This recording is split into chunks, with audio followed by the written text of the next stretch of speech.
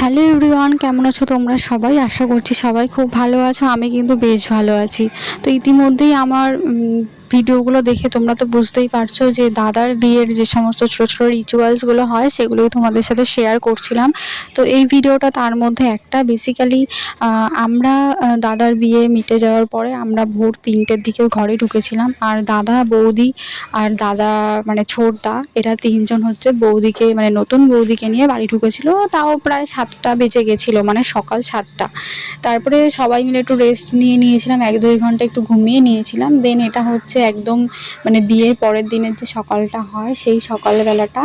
আর সকালবেলা তোমরা জানোই যে কিছু আমাদের বাঙালিদের মানে হিন্দু বিয়েতে কিছু রিচুয়ালস থাকে, যেরকম পাশা খেলা, তারপরে যে বর বউয়ের মুকুটের শোলা খুলে জলের মধ্যে দিয়ে ঘোরানো, মানে এগুলো জাস্ট একটা মজার থ্রুতে এগুলো খেলানো হয়। তো সেটাই এখানে হচ্ছিলো। এখানে আমি, মা, আমার জামাইবাবু, আমার দিদি, দাদার পিসি আর দাদা বৌদি তো ছিলই, আমার বোন ছিল, আরও অনেকেই ছিল আর কি। আমরা হাসি ঠাট্টাও করছিলাম। দেন চলে আসলো কাদা মাটির মধ্যে যে আংটি খেলার যে নিয়মটা, সেটার যে রিচুয়ালসটা। এখানে দাদা আর বৌদি বসে গেছিলো আর সাইডে কিন্তু আমরাও ছিলাম, মানে দাদা বৌদিকে হেল্প করার জন্য। আমি সবাইকে দেখিয়ে দিলাম, এখানে দেখো কত লোক জড়ো হয়েছিল।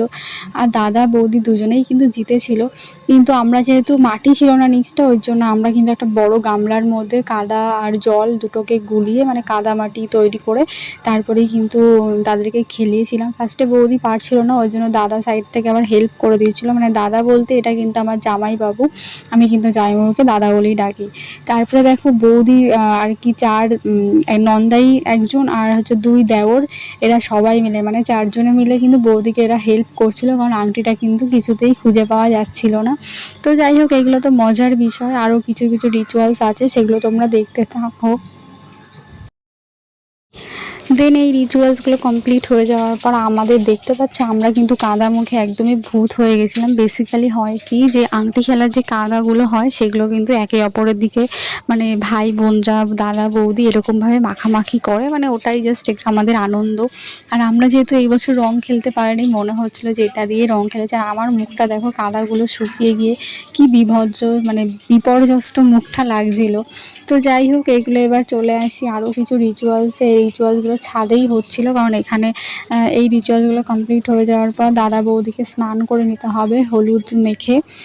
আর হলুদ মাখানোর সময় কিন্তু আমরা দাদা বৌদির কাছে টাকা ধার্য করেছিলাম, সেটা কিন্তু দাদা দিয়েছিল।